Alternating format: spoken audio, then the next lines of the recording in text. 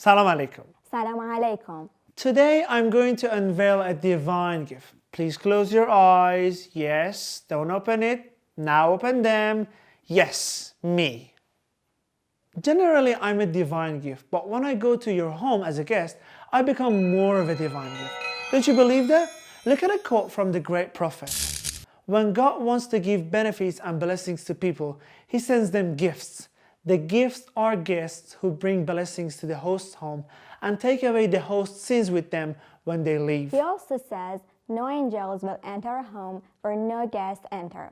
In fact, we as guests are kind of angels.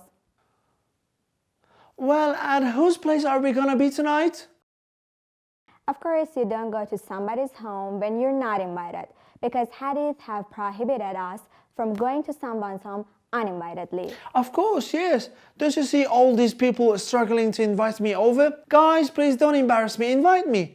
According to a hadith, if a person rejoices at hearing a guest's voice, his sins will be forgiven. Guests also cause the blessings and livelihoods of their host to increase. It doesn't mean that I should spend all my money and pay for my share of the lunch and dinner that you give me. Shame on you. Well, now that you have so many requests, you go to people's home, you should accept their invitations. According to a hadith, it's not polite to refuse an invitation. Unless the host is immoral or a rich person who doesn't invite the poor. I'm really rich. I'll show you that in a second. Some people invite their guests after checking their way of clothing on the phone from their photos in the social.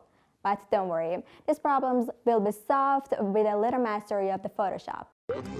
Oh my goodness, Leonard. If you really look that hideous, I don't think I can hang out with you. Guys, what's the deal? The host expression when you enter at the party is too enjoyable to describe. Or some people invite others after checking their pay stubs in order not to have people of the lower class in the guests. It's not personal, Sonny.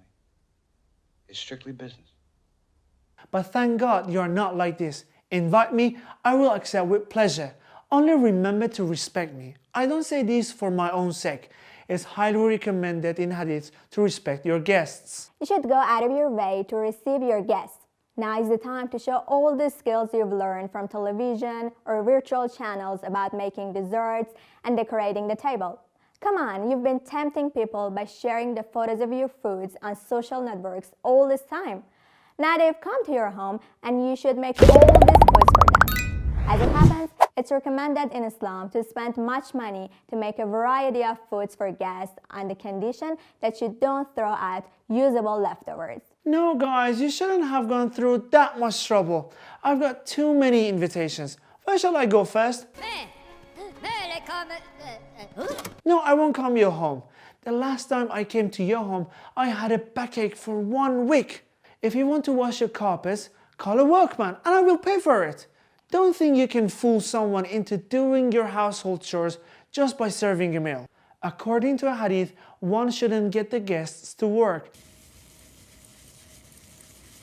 But you used to fool two young and steady relatives into washing your carpets twice a year just by serving a meal. Now that you can find no one in your relatives, you are looking for someone in your colleagues. I hereby announce that this person is egotistical and self-interested. Don't be fooled by him. But I'm not a fool. Well, and I'm not capable of being fooled. I still feel a backache. It doesn't seem okay. I'll continue. According to a hadith, the host should start eating before the guests and finish it after them. The guests shouldn't be picky about the food. It's not polite.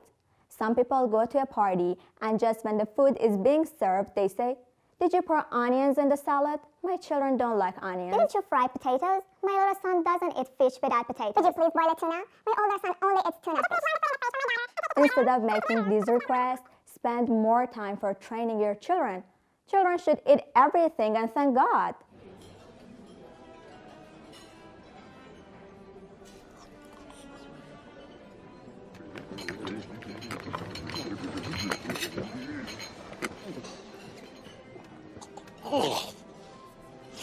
By the way, my cousins came to the town last night.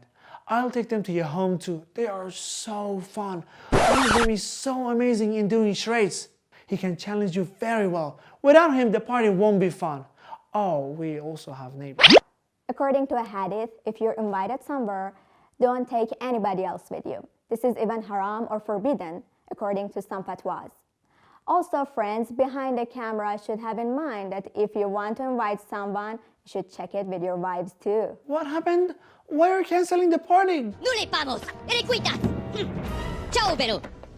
Guys, forgiving sins, they increase in your blessing. Guys, me.